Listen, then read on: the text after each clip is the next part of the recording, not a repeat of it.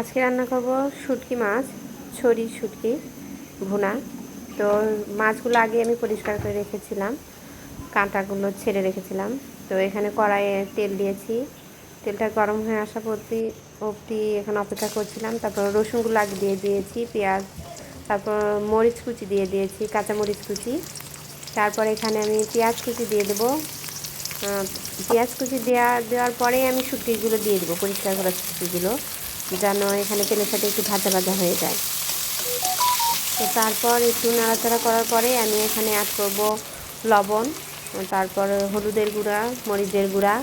এখানে অবশ্যই মনে রাখতে হবে শুটকি মাছে কিন্তু ধনিয়া গুঁড়াটা মেইন, তো ধনিয়া গুঁড়াটাও দিয়েছিল। তারপরে এরকম করে হয়ে আসা পর্যন্ত নাড়াচাড়া করব।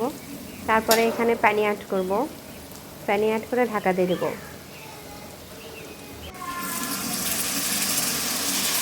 পানি অ্যাডটা করে ঢাকা দিয়ে দেবো। তারপর ধনিয়া পাতা অ্যাড করব।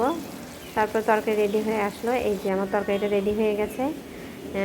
অবশ্যই আমার রান্নাটা যদি আপনাদের কাছে ভালো লাগে সাবস্ক্রাইব করবেন, লাইক করবেন, কমেন্ট করবেন। Thank you.